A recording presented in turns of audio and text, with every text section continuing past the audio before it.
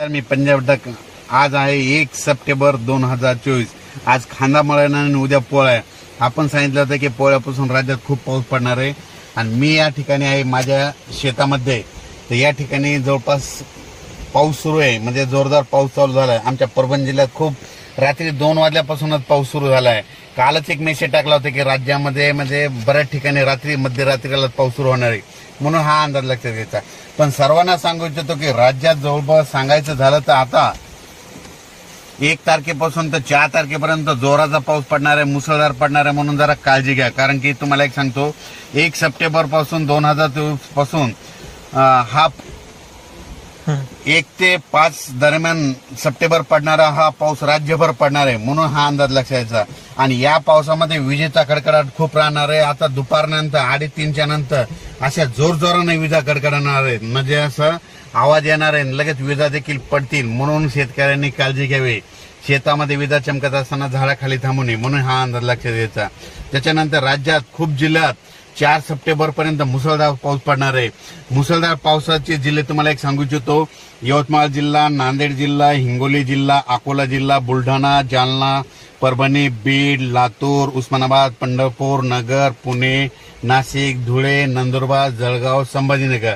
म्हणजे या जिल्ह्यात म्हणजे मुसळधार पाऊस आजपासून म्हणजे 1 तारखेपासून 4 तारखेपर्यंत पडणार आहे, म्हणून सर्वांनी काळजी घ्यावी, सतर्क करावे. त्याच्यानंतर अतिमुसळधार तुम्हाला एक पाऊस सांगू इच्छितो, म्हणजे आजपासून दुपारनंतर अतिमुसळधार पाऊस पडणार आहे. आणि हा अतिमुसळधार पाऊस कुठं पडणार आहे सांगायचं झालं तर यवतमाळ जिल्ह्यात एक जोरदार पाऊस पडणार आहे, नांदेड जिल्ह्यात जोरदार पाऊस पडणार आहे, हिंगोली जिल्ह्यात पडणार आहे, परभणी जिल्ह्यात पडणार आहे, लातूर जिल्ह्यात पडणार आहे, बीड जिल्ह्यात पडणार आहे, नगर जिल्ह्यात पडणार आहे, संभाजीनगरकडे पडणार आहे, सोलापूरकडे पडणार आहे, नाशिककडे पडणार आहे, मुंबई, धुळे, नंदुरबार, जळगाव मध्ये या 14 जिल्ह्यामध्ये अतिमुसळधार पाऊस पडणार आहे. या 14 जिल्ह्यात पाऊस पडल्याच्या नंतर या 14 जिल्ह्याच्या वरी जायकवाडी धरण आहे आणि नाशिककडे अतिवृष्टी देखील होईल. नगर आणि जालन्याच्या दरम्यान देखील अतिवृष्टी देखील होणार आहे. म्हणून धरण क्षेत्रातील लोकांनी, नदीकाठच्या लोकांनी काळजी घ्यावी, कारण की नदीला पूर देखील येईल, म्हणून हा अंदाज लक्षात येतात. आणि जायकवाडीच्या लाभ क्षेत्रामध्ये, कॅचमॅट एरियामध्ये नाशिककडं, नगरकडं खूप मुसळधार पाऊस पडणार आहे.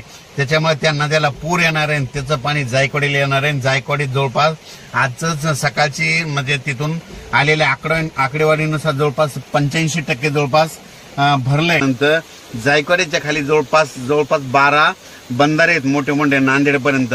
ते बंधारे सगळे कोरडे येतं, ते देखील हे पाणी सोडल्यामुळे हे भरून जाते ना. सगळ्या परभणी जिल्हा असो, नांदेड जिल्हा असो, जालना जिल्ह्यातल्या शेतकऱ्याला या पाण्याचा फायदा होणार आहे. म्हणून ही खास करून शेतकऱ्याची आनंदाची बातमी देखील आहे. पण पाणी सोडल्याच्या नंतर काही जणांच्या शेतात पाणी देखील जाईल. शेतकऱ्याच्या पाईपलाईन देखील आहे, त्यांनी तुम्ही आजच पाईपलाईन मोटर असेल तर काढून घ्या, नसं तुमच्या वाहून जातील, म्हणून हे देखील लक्षात येतं. अचानक वातावरणात बदल झाला तर लगेच एक मेसेज दिला जाईल. धन्यवाद.